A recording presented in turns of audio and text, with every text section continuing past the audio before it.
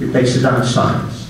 And the University of Florida wasn't the only study that determined that there is no runoff from these stockpile materials. Now in the asphalt plant, the potential to volatilize these compounds through the drying process. So we testified that the plants have to go through a rigorous stack test procedure. And typically, it's under normal operation, which includes drying of the recycled material of concern. And so all of the emission factors that we use are while this product is being introduced to the plant. So we're measuring any results that they might have on our emissions because it's part of our process when we're doing the testing.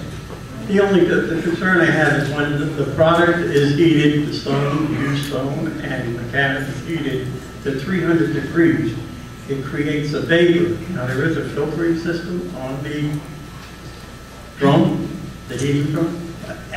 Actually, the technology that's used is incineration. So what they do is, rather than filtering it out, they use the flame that dries the aggregate in the dryer to incinerate the fumes as it passes past the combustion area. And that gets burned off. That's another emissions that's filtered in the process?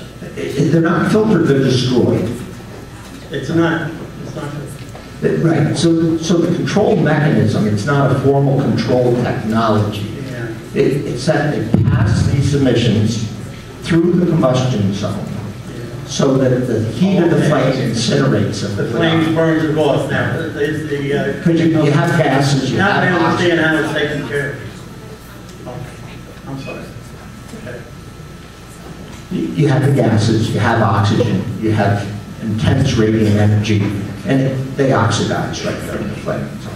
So it's actually burned off when they heat the asphalt comes down and so on, everything at the time. The gas that's on it to dissipate that vapor.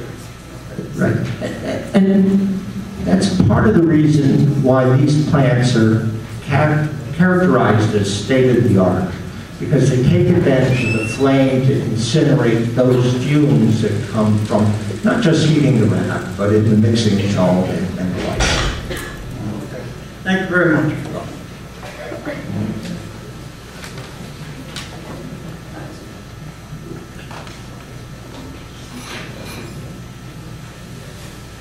Good evening. My name is Ken Millstrike, 1822 Gary Road, Greenwich Township. M-I-L-S-T-R-E-Y. I'm not a scientist, businessman. I live about approximately 0.6 of a mile from this proposed facility. 2 members of my family are asthmatics. Tell me how they're going to be affected by this, and why wouldn't they be? I'm sorry, but I'm not an industrial hygienist. You know, all I can do is, interpret the state's regulations for industrial processes, balance them against the potentials, emissions from this plant, and find out, whether it's in compliance. I have to trust the state's regulations as sufficiently protecting, the community around the plant. A little bit ago, you mentioned that there's only one governing body on these types of things. Can you describe the role, if there is one, of the New Jersey Department of Health and Senior Services? I'm not familiar with their role in industrial processes. I did a little bit of research at Phillipsburg Public Library. According to New Jersey Department of Health and Senior Services, polycyclic aromatic hydrocarbons, which you mentioned earlier, cause wheezing, coughing, headaches, nausea, and skin irritation. Can you comment on that? Did it say at what concentrations? I'm not a scientist. It may have, it wouldn't mean anything to me. See, that's important. Because... But you did mention that polycyclic aromatic hydrocarbons are emitted by your plant. Yes or no, please? That's all I'm asking. Yes, because it's a fuel combustion source. Got it. Is there someone else here would be better prepared to answer that question? I think it's objectionable when our witness asks, what's the quantity? I think that's the question. A lot of things aren't harmful in very small quantity, are harmful in larger quantity. I'd like the questioner to state at what quantity he's talking about, and maybe our witness can answer the question rather than it's a general question. I already stated I'm not an expert. That's why I'm asking the expert. And I'm not that. Well, who is the expert? We've got two people that might be able to help us on this. Okay, before we get to that, maybe, and again, I'm not badgering you. There's other compounds, hexane, phenol, polyplectic organic matter, formaldehyde, something called toluene. I'm not familiar with any of these, maybe formaldehyde. And again, according to my research as a layman, New Jersey Department of Health and Senior Services indicates these compounds cause damage to the nervous system, liver damage, skin irritations, and respiratory problems and cancer. If you're not the right guy, I understand that. I'd like to speak to the person who can answer that. If that person is here.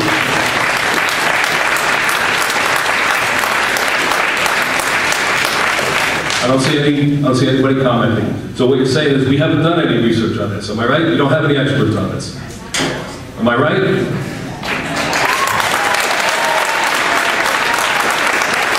Your silence speaks volumes. Excuse me, I think Susan needs to comment. I know people don't want to hear this, but every combustion process creates pollutants and contaminants of concern. Let her speak. I only have 5 minutes. Yeah, I'm sorry. We heard it earlier, and I actually, one of the questioners raised it last week. They said, so it's not zero emissions, but it's acceptable risk. And that is exactly how it's phrased. And again, I know people don't want to hear that, but... Acceptable risk for people with asthma? Can you comment on that? Yes.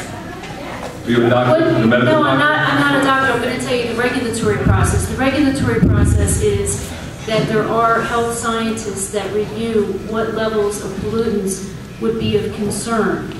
And they identify a threshold below which the state and federal agencies would say, this is not a concern, and above which this is a concern. And that's part of every permit application in the state of New Jersey. When there's air toxics emissions, they look at those, they consider those levels. When the levels are below the threshold, there's no further action required. If they show that they're above the thresholds that is acceptable, then additional analyses need to be done. Thank you. I'm not really sure if I'm satisfied with that answer, but thanks. Can I ask one more? Again, I'm not sure if I'm speaking to the right person here. There's a company called Intercounty Asphalt, based in Asphalt, Long Island. They have an asphalt facility, manufacturing facility there. The township is suing them, or has an injunction against them to close because of dangerous emissions.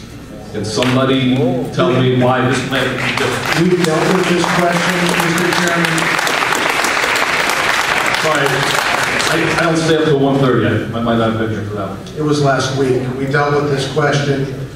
We raised an objection with regard to this line of questioning, and the chair sustained that objection, so we're going to renew that objection. This application and this applicant stand on their own. Sorry, I didn't hear you.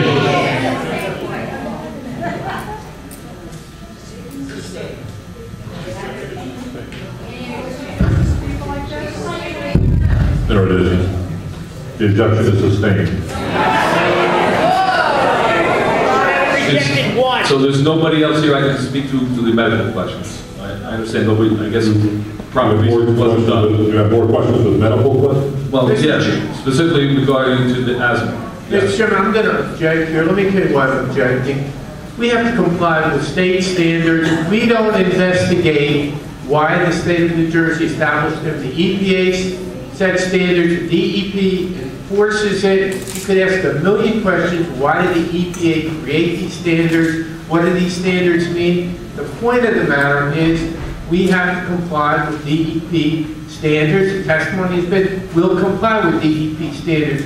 This board cannot set up ad hoc decisions based on what someone who's not competent to really set a standard says, I don't want any emissions of any sort. You're controlled by the EPA, the DEP standards. That's it. And to go beyond it, why did the DEP do it? Why did the EPA do it? That's beyond the purview of this board. We want the public to ask questions, but examining DEP standards I don't think is appropriate here. And we've done a good deal of it so far. Follow him on that.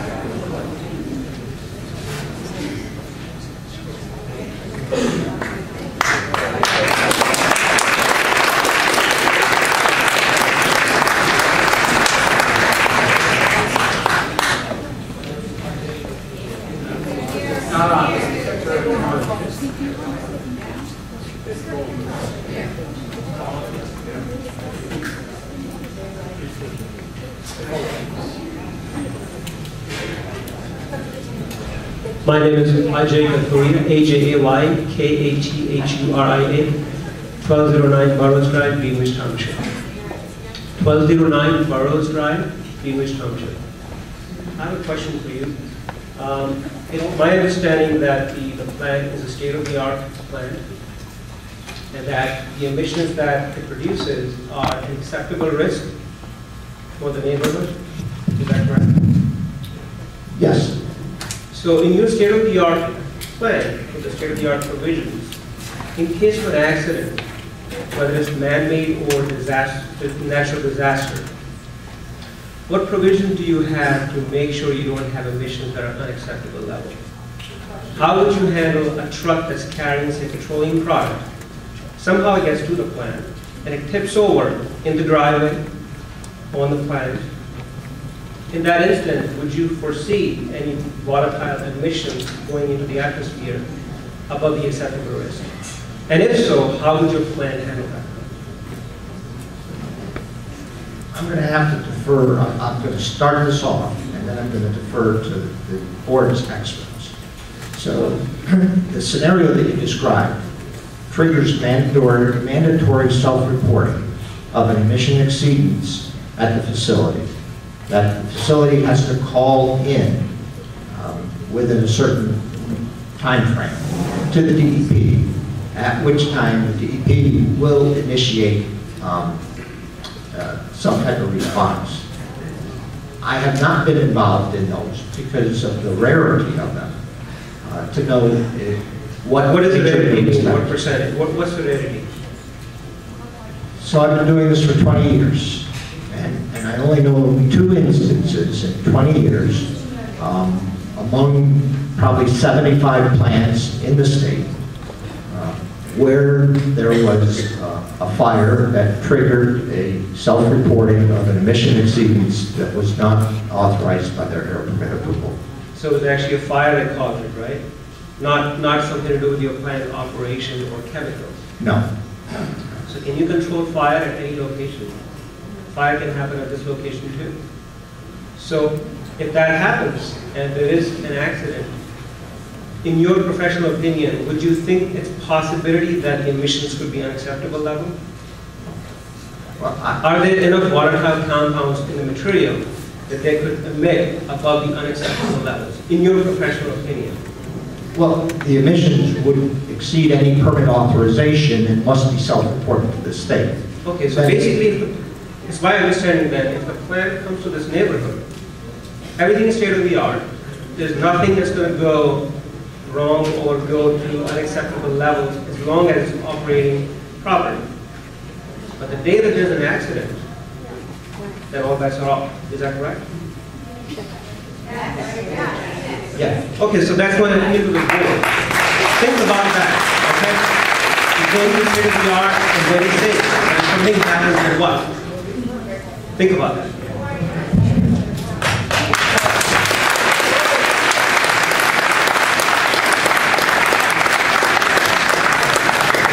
Make a Quella, 35 Eagles Nest Core low pack. This is a continuous question from yesterday. Someone from your applicant mentioned that there will be no odor beyond the property line. Can you explain that? Is that, and also he answered that that's a fact.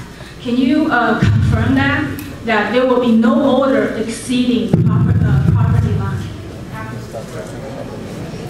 So the state has regulations. You know what, actually, I really don't care about the state regulation at this moment because you mentioned, what is the PPM level for the emission level? I don't know. My question is, what is the emission limit from the NJDEP level? You mentioned 75 ppm. What is that? The 75 ppm is the limit for nitrogen oxides. Okay. So how do you assure that that emission of 75 ppm don't go outside of your property line? Because you know hydrogen sulfide is a very smelly compound, highly volatile. So could you please explain that on a scientific level? So we're talking about nitrogen oxides, not hydrogen sulfides. Okay, how about hydrogen sulfide? To my knowledge, there are no hydrogen sulfides emitted from this process. Okay, how about hydrogen dioxide?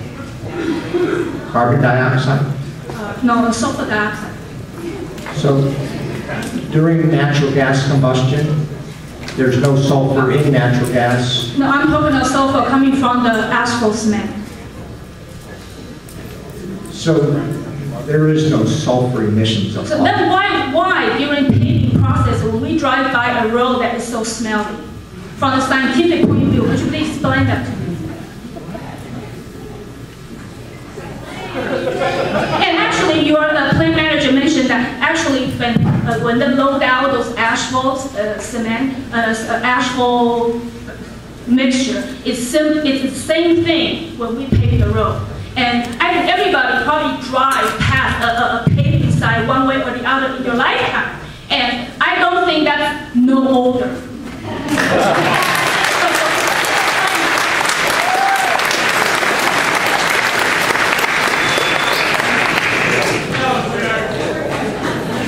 So the operation plant is not the paving of the material. I understand that, but there are many locations that the final product may expose to air. And because this is outdoor operation, I know that in the drum is sealed. I understand that. For the asphalt cement is contained, secondary container with emission control. I understand that. But when the finished part coming out of the drum to the conveyor belt, there is a space of air exposure. From the conveyor belt, even though it's somewhat enclosed, but it's not airtight. So we have possibility for air exposure. Into the silo, air exposure. Load out, air exposure. Between the load out to the tarp cover, it's an air explosion. So there are many chances of air explosion. But your plant manager mentioned it's a fact that there will be no odor. So that's why I'm very curious from a scientific level. Please let me know. I'm very curious. Because if you guys manufacture odorless cement, you know, asphalt, maybe you can want a normal price. That's not going to be a good price.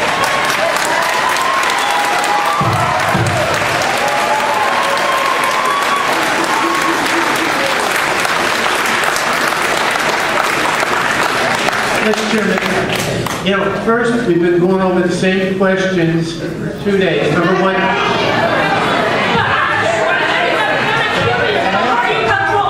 no, wait, I'd like to talk about control. It'd be good to control the audience. We've had an uproar continuously. But secondly, more important, I like people to ask questions. What people are doing is making statements, long statements, and then saying, how is this true, or do you agree with me? Fine, ask a question, let the witness answer it, instead of making their statement first, and then putting a question mark. No, actually, this is not a statement. It's actually your company's process. And your manager agreed with me about the process yesterday. It is not a statement. I didn't actually make any personal statement. It is the fact. From your company's application. ask a simple question. How do you control odor?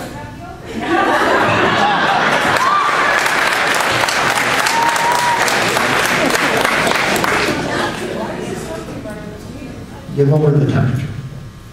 Plain and simple. But it's an outdoor operation, so how can you contain odor? You lower the temperature. So what we found is that simply by lowering the temperature to 300, 290, 300 degrees significantly reduces the odors that the community finds objectionable. I understand that. That the community finds objectionable. And so how do you do that?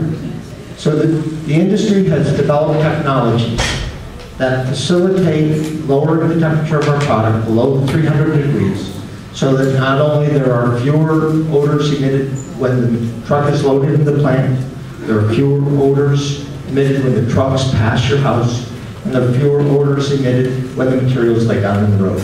And where we are today is we're waiting for DOT approval of these technologies so that we can implement them across all of the material that we produce. So that's where we are as an industry today. So basically, when we drive past a paving site, the odor will be similar. That's a benchmark. We have to be familiar with the odor because when the plant moves in, we're going to be live with it for many, many, many years. So we have to make sure that that odor level is the same. Asked and answered innumerable times, no discernible odor at the property line. Okay, that's fine. So, do you know from a human sensory point of view, what is the limit of human detection, sensitivity of smell of odor? Do you know that? I don't know. It varies from individual to individual. It varies from individual. I don't know. You don't know. It's actually APPB, maximum. And actually, for the emissions, I think the emission level is on the ppm level. So actually, we're talking about 1,000-fold of a lower sensitivity. How can you control that?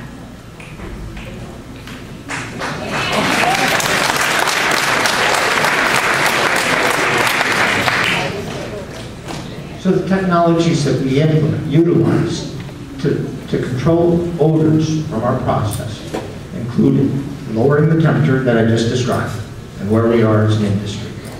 There are also compounds that attach to the odor molecules that have proven to be very successful. They were developed by the sewage treatment industry to mitigate odors from their processes that we've been able to use as an industry with great success. Okay, based on your answer, all the technology is based on approval. So basically, this is so new that there is no one ever implemented in the world. Is that correct? That's not no, correct. you mentioned that you're waiting for DOT or whatever's approval. So this is you're talking about a new product. Is that right? Or just normal cement that you're talking about? These are additives to the asphalt cement in many cases that mitigate and reduce the odors that could be emitted that some have found Okay, objectionable. I understand what you're talking about, but actually based on your applicant's proposal, that is necessary. That means you guys have probably little or no intention of adding the additive anyway. Ma'am, your 5 minutes is up. That's a fact. At this point, we're going to take a 5-minute break. We're going to allow the court reporter to reload.